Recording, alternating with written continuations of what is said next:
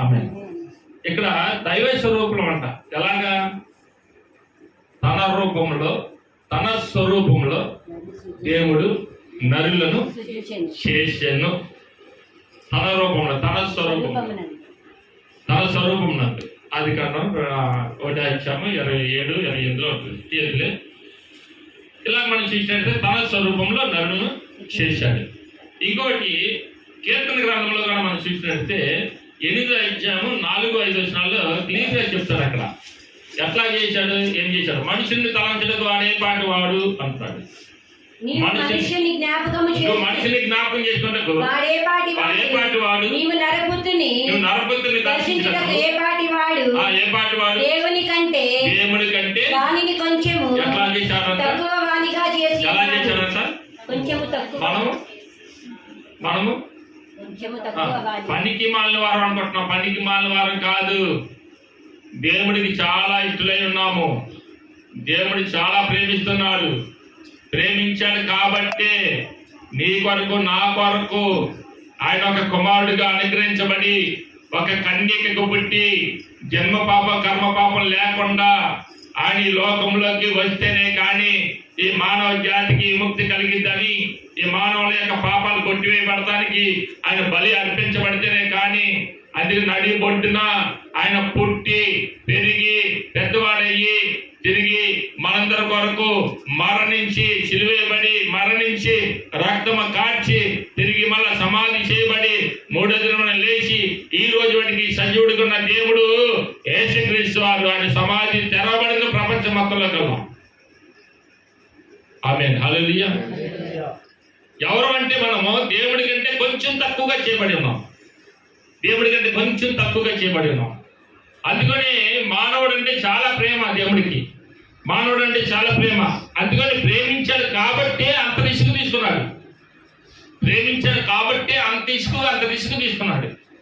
ఎంత రిస్క్ అంటే మహాకాశం పట్టదానం దేవుడు. అలాగే సింహాసనం, మంచి సింహాసనం మీద ఉన్న దేవుడు. అలాగే దేవదూతల చేత నిత్యము ఈయన పరిశుద్ధులని స్తుతించబడుతున్న దేవుడు. ఆకాశములో కోటాను కోటల దేవదూతల చేత స్తుతించబడుతున్న దేవుడు. అని సింహాసనం ఎత్తైన సింహాసనం. అలాంటి స్థితిని కూడా మర్చిపోయి తన బిడ్డలు ఎక్కడ నశించిపోతారా అనే ఒక ఆలోచన కలిగి దేవాది దేవుడు భూలోకంలోకి ఒక నలుసుగా పుట్టాడంటే ఎంత గొప్ప విషయం అండి. స్తోత్రం చేద్దాం, హల్లెలూయా. గమనించలేకపోతున్నాం. అది మనందరి కొరకు బలి అర్పణ కావాలి కాబట్టి బలి అర్పించడానికి రావాల్సి వచ్చింది.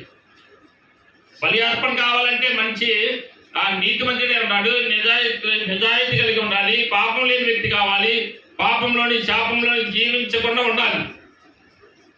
దేవుని స్తోత్రం చేద్దాం, హల్లెలూయా. అలాంటి వ్యక్తి కావాలి కాబట్టి దేవాది దేవుడు దిగి రావడానికి ఇష్టపడ్డాడు. నీ కొరకు నా కొరకు పరిశుద్ధులైన దేవుడు ఇష్టపడ్డాడు నీ కొరకు నా కొరకు. ఎందుకంటే తల్లి ఎప్పుడైనా సరే ఎక్కువగా మీరు చెప్పండి, తాగుబోతుని ప్రేమించిద్దా మంచి కుమారుని ప్రేమించిద్దా? చెప్పండి, అందరూ చెప్పండి. ఎవరు ప్రేమించింది ఎక్కువ? మంచివాడిని ప్రేమించిందా? తాగుబోతునే ప్రేమించింది, పనికి మనలోనే ప్రేమించింది, చదువు లేనిలోనే ప్రేమించింది. ఇది ఎంత బ్రతుకుతాడు వాడి గురించే దిగులు. ఇది ఎంత బ్రతుకుతాడు, ఇది ఎలా లోకంలో ఉంటాడు, ఎలాగా జీవిస్తాడు, ఏం సంపాదించుకోగలుగుతాడు, ఏమి జ్ఞానం లేదు, దీనికి చదువు లేదు, సంఖ్య లేదు, వీడు పాడైపోతున్నాడని రెయ్యింబొగులు వాడి గురించి ఏడ్చింది. వాడి ఇంటికి వచ్చిందా కూడా చాలా బాధపడింది. వీడు ఎక్కడ తల్లి తిన్నాడో, ఎక్కడ పడిపోయాడో, ఎక్కడ ఉన్నాడో, ఎక్కడ ఏమయ్యాడో అని వాడి గురించి బాధపడింది. మంచోడి గురించి ఎప్పుడు కదా బాధపడదు. ఎందుకంటే వాడు వస్తాడు, చక్కగా తింటాడు, హ్యాపీగా పడుకుంటాడు కాబట్టి పడుకునే వాడి గురించి ఆలోచన చేయదు. తనతో ఉన్నవాడి గురించి ఆలోచన చేయదు తల్లి. ఎప్పుడు తనతో లేని వాడి గురించి, మరి పాడైపోయిన వాడి గురించి ఆలోచన చేసింది. అదే మన దేవుడు చేసిన పని. స్తోత్రం చేద్దామా? అదే మన దేవుడు చేసిన పని. నేను నీతిమంతుల కొరకు రాలేదు, నేను పాపుల్ని పిలవచ్చింది అంటాడు 9వ మత్తయి సువార్తలో.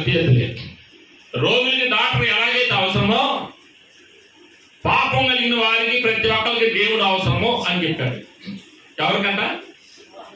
నేను దుష్ట శిక్షణ కాదు, దుష్టుని రక్షించి వాడు పరలోకం చేస్తానికి వచ్చానంటాడు. పాపుల్ని పిలవచ్చిందినే కానీ నీతిమంతులను పిలవ రాలేదు అన్నాడు. నీతిమంతుడు లేడు, ఒక్కడు లేడు కాబట్టి ప్రతి ఒక్కరిని ప్రేమించి లోక భారమును ఆయన భుజం మీద మోసుకొని సిలువలో మోసుకొని వెళ్ళి ఆయన కొలకత్తా కొండపైకి వెళ్ళి నీ పాపములు నా పాపములు తూర్పుడికి పరమటికి ఎంత దూరమో అంత దూరమో పడవేయటానికి వచ్చాడు. అంతేగాని ఆయన సుఖభోగాలు అనుభవించడానికి, లోకాన్ని అనుభవించడానికి, భోగ్యాలు అనుభవించడానికి ఆయన రాలేదు. ఆయన ఎప్పుడు కూడా నీ నా పాపాలు కొట్టివేయడానికి చాలా శ్రమించాడు. అందుకని మనం చెడిపోతూ పడిపోతూ పరలోకాన్ని కోల్పోతూ ఉన్నాం కాబట్టి ఆ పరలోకాన్ని ఎలా చేర్చాలని ఆ బిడ్డలనే ఆలోచన కలిగి వచ్చాడు. స్తోత్రం చేద్దాం, హల్లెలూయా. అందుకే మనం ఏమంటానంటే దైవ స్వరూపమైన మనము దేవుడితో పాటు ఉండాలని, దేవుడితో సమానంగా ఉండాలని దేవుడు కోరుకుంటూ ఉన్నాడు. అంటే ఫిలిప్పీ రాసిన పత్రిక 2:5-6 మనము క్రీస్తులాగా అవ్వాలని దేవుడు కోరిక. క్రీస్తులాగా ఆయన దేవుని స్వరూపము కలిగిన వాడే ఉండి దేవునితో సమానంగా ఉండుట విడిచిపెట్టకూడని భాగ్యమని ఎంచుకొనలేదు. చూసావా? అంటే దైవ స్వరూపము కలిగిన దేవుడు, దేవాది దేవుడైన ఆ యేసు ఆయన అలాగా ఉండటానికి ఇష్టపడలేదు. నేను ఎలాగైనా సరే నా బిడ్డల కొరకు రక్త మాంసాలు ధరించుకొని భూలోకం వెళ్ళి వారి కొరకు నా ప్రాణాలు అర్పించడానికి ఇష్టపడి వారి కొరకు నా రక్తం ద్వారా వారి కొరకు రక్తాన్ని కార్చి తిరిగి మళ్ళా నేను వారిని నా లోకంలోకి చేర్చుకోవాలనే ఒక ఆలోచన కలిగి ఉన్నాడే కానీ వేరే రకంగా ఆలోచన కలిగి లేడు. ఆమేన్ కదా, హల్లెలూయా. అలా ఆలోచన కలిగే దేవుడు వచ్చాడు ఈ లోకంలోకి.